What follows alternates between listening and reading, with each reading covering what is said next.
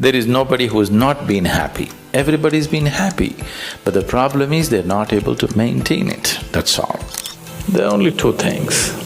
How joyful are you and how much joy do you give to people around you? Just do this for 2 days and see, you will become something truly fantastic within yourself.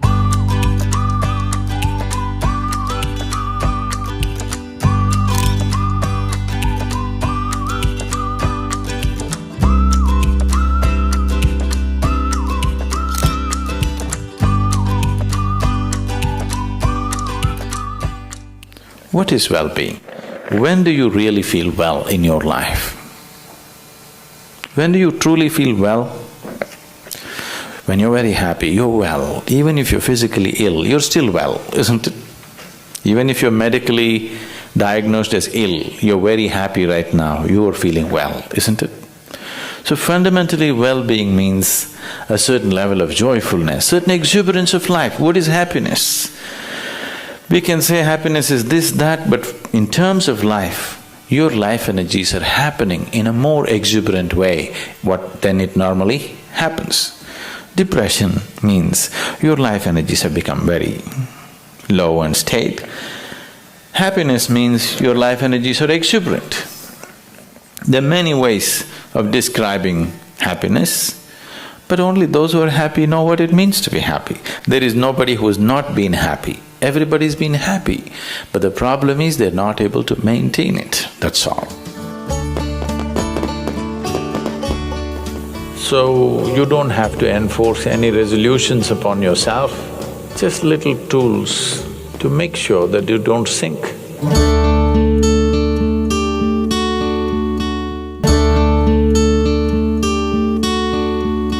Tomorrow, if you wake up in the morning,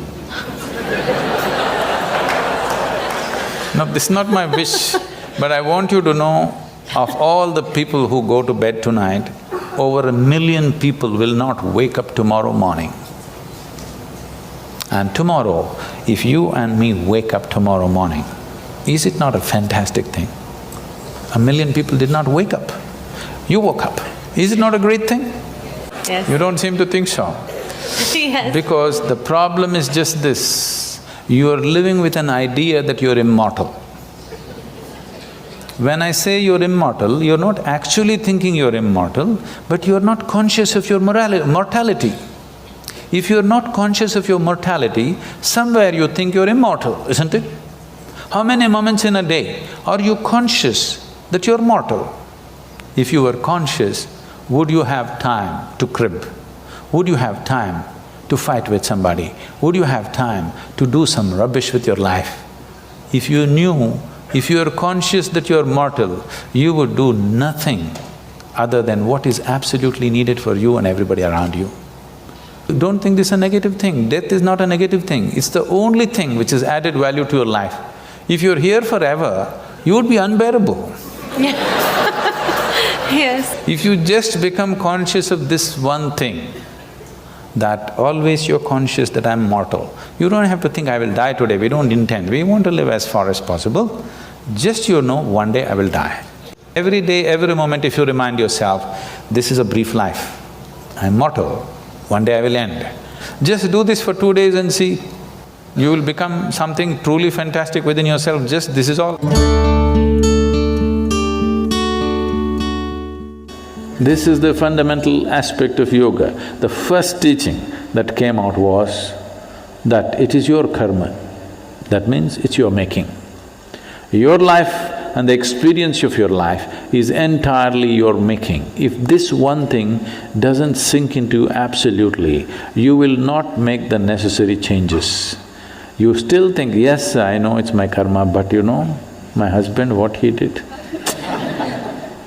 you can't fix this. First you understand, this is my making, entirely my making. The moment you see it, you have the ability to change it. I see it, but you know what they did to me yesterday?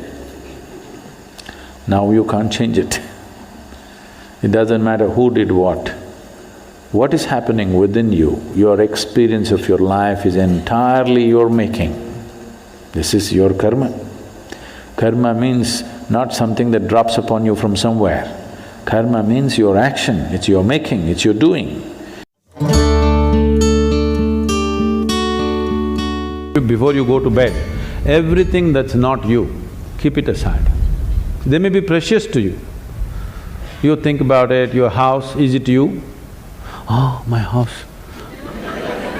All right, you have lots of passion about it, but all right, keep it aside. Your husband, is it you? No, that's easy, he's not me.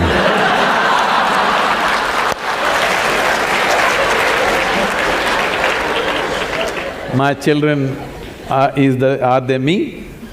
Oh, little difficulty, but no, they're not me.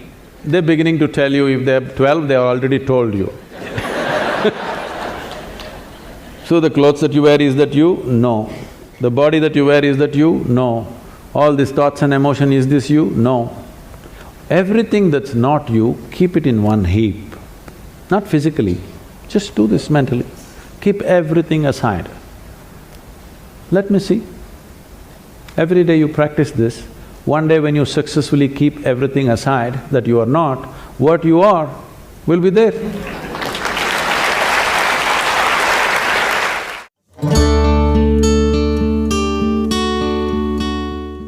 What you're referring to as love is basically the sweetness of your emotion. You sit here, you could feel love about somebody who is not even here. So it's got nothing to do with anybody. It is just the sweetness of your emotion. Now is your love affair, your ability to love, is it on self-start or is it on push-start? You can use another person to stimulate that within you, or you can be on self-start mechanism.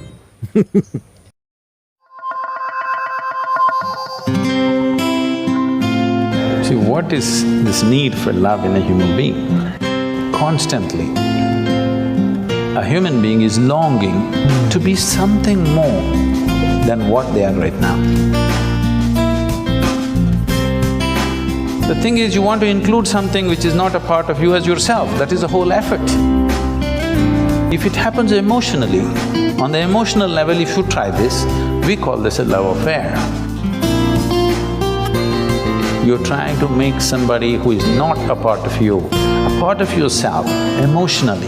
This is a love affair. If you do it consciously, we call this yoga.